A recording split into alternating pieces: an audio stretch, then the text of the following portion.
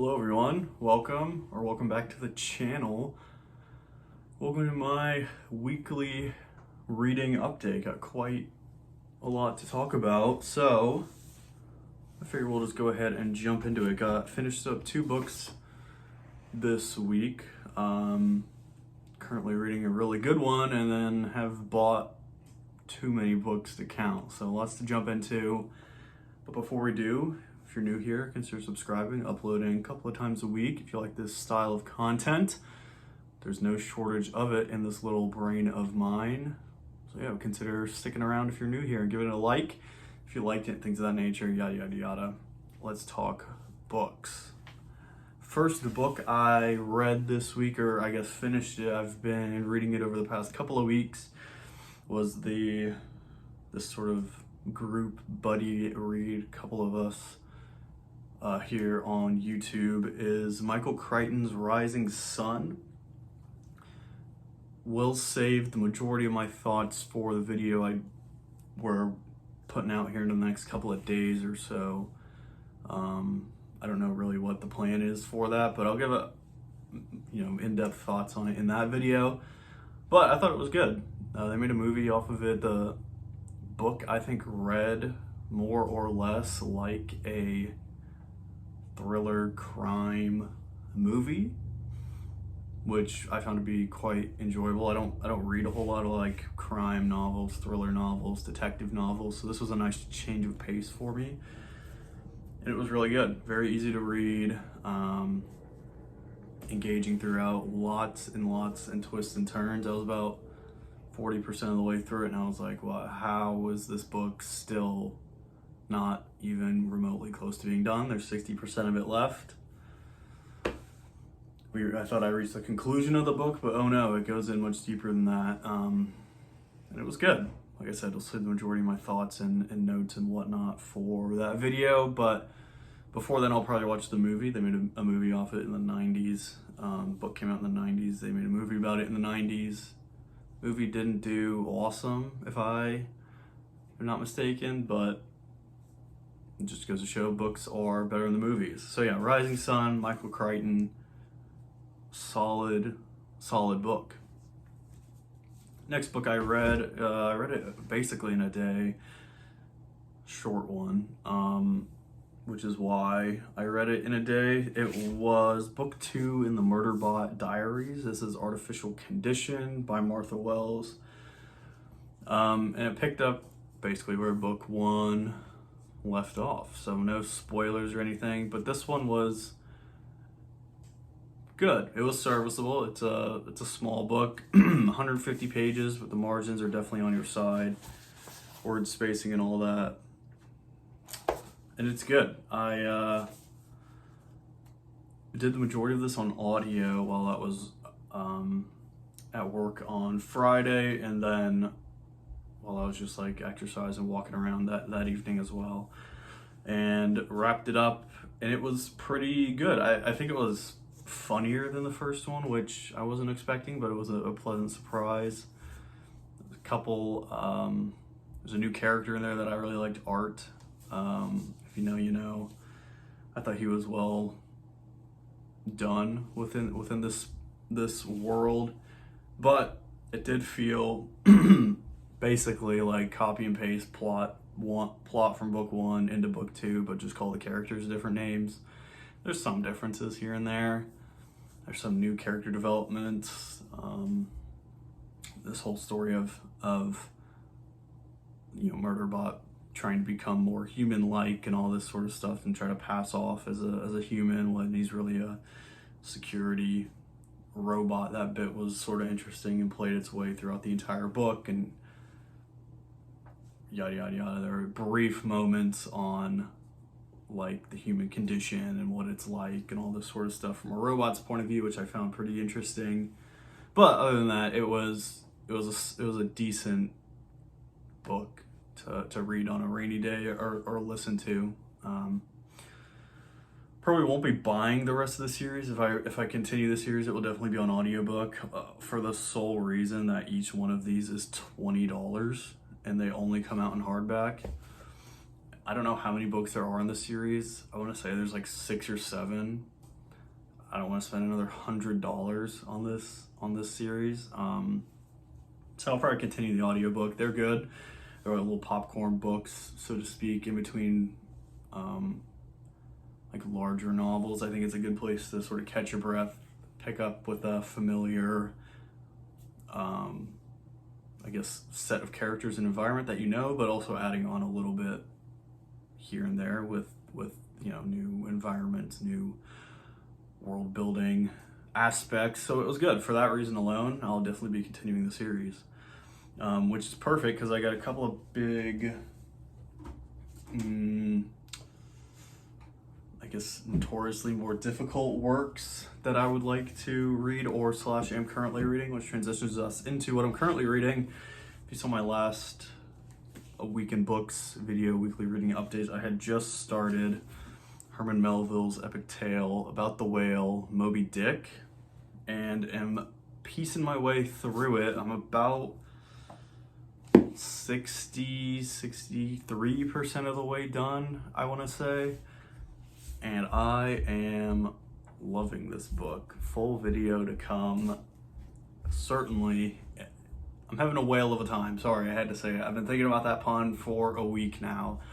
This book is a whale of a time, pun intended, twice over. Yeah, I'm loving it. It has something for everyone. It's everything you could want in a book. It's informative, it's engaging. There are parts of it that are seemingly not so engaging, but that's sort of what makes it engaging. It sounds weird, but I'm thinking of this book.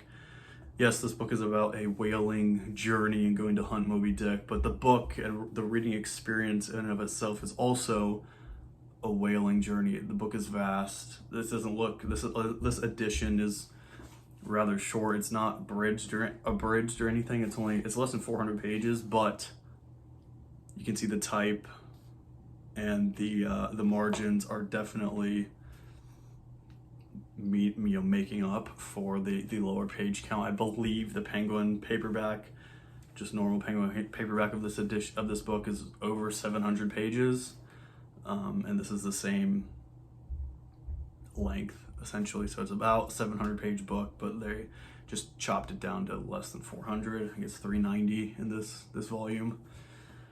And yeah, this book will definitely deserves its own video for sure. Once I get all my thoughts written down and things of that nature. Going into it, I watched Benjamin McAvoy. I've mentioned him a couple times on this channel. He's a real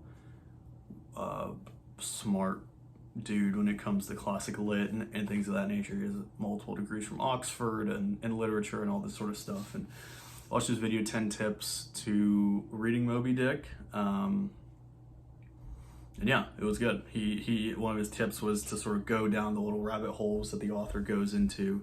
If you're unfamiliar with the story, there is this, or with the book, there is obviously the story of the Pequod, the whaling vessel, and hunting Moby Dick, but there are also little tangents that it goes on, you know, whaling history, the significance of whales, and various societies and various religions and various histories. And then there's like, you know, why certain whaling tasks are done in various elements of the whaling ship. And then there's tangents on religion and how, you know, the crew is faring in these conditions and things of that nature.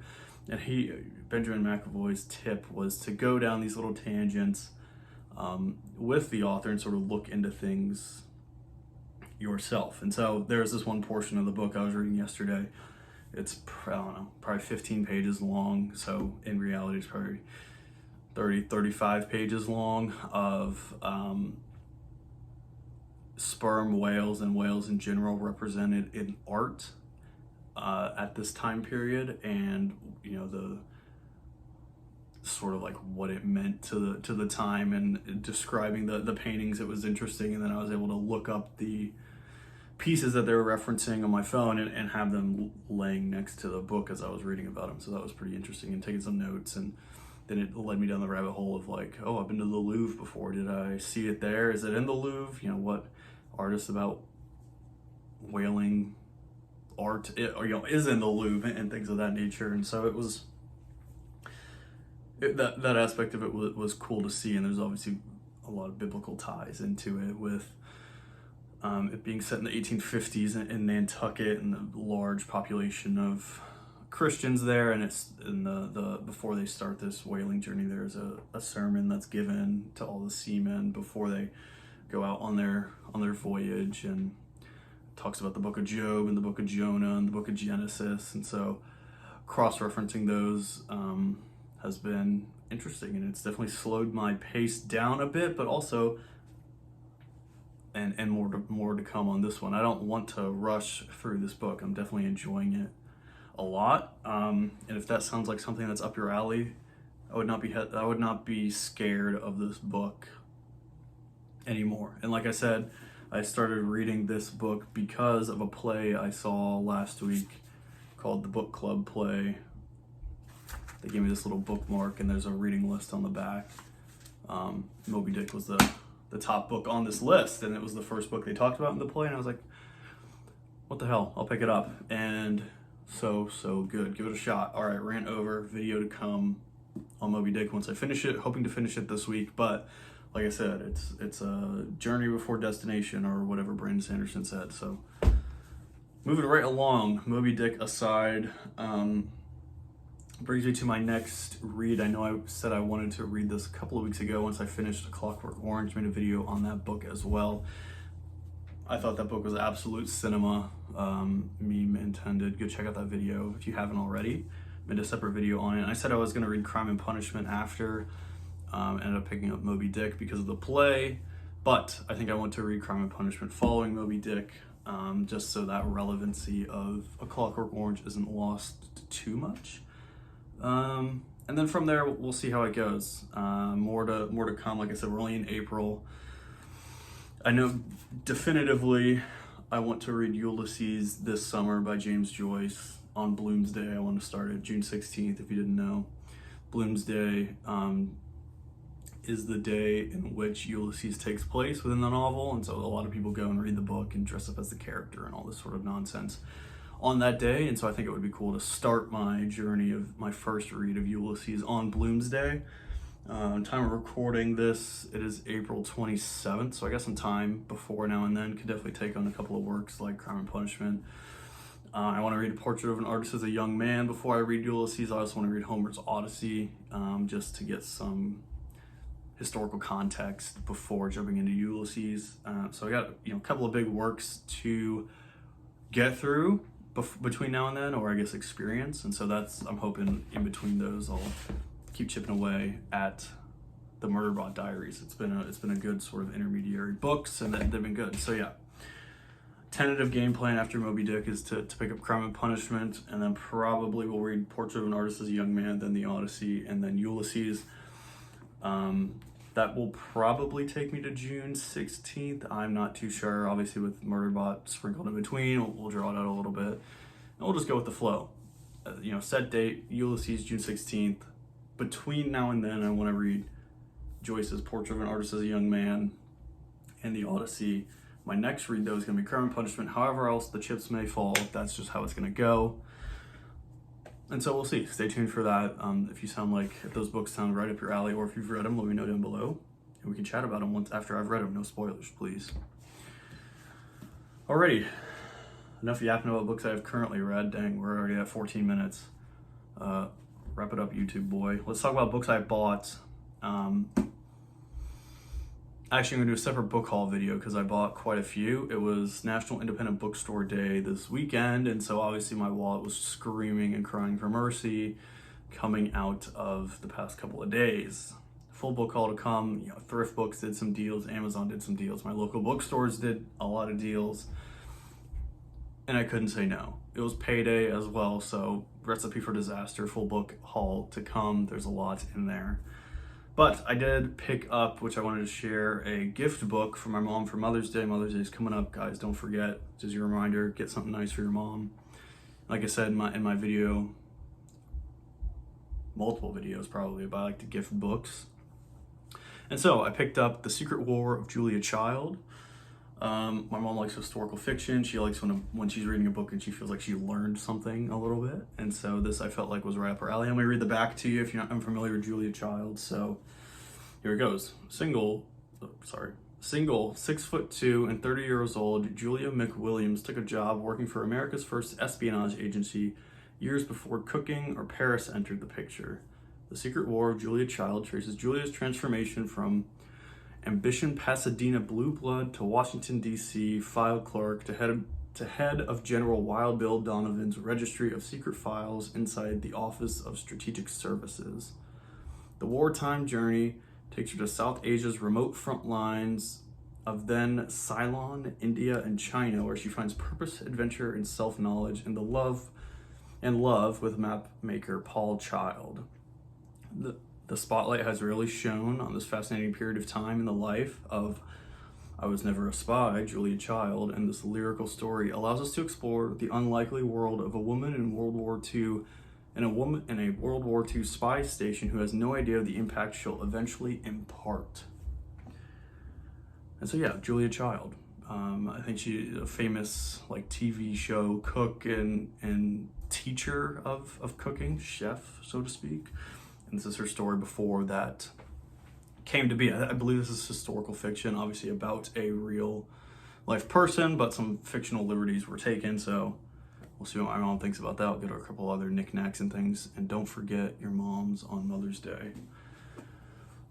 I think that about does it here. Large stack of books, definitely more to come. Look at the variety here. I read everything. If you haven't figured that out by now, get with the program. I'll read anything and everything. And it's just sort of how I go. Mood reader to the core. And that's me. But yeah, appreciate you sticking around up until this point. This has been a bit of a rant, but had lots to talk about. And so, thanks for sticking with me and bearing with me up until this point. Like I said, consider subscribing if you're new. Give it a like if you liked it. And things of that nature. Hope you have a great week of reading. Let me know down below what books you're currently reading. Are you liking it? Are you not? What's your next read? Maybe you got some recommendations from this video.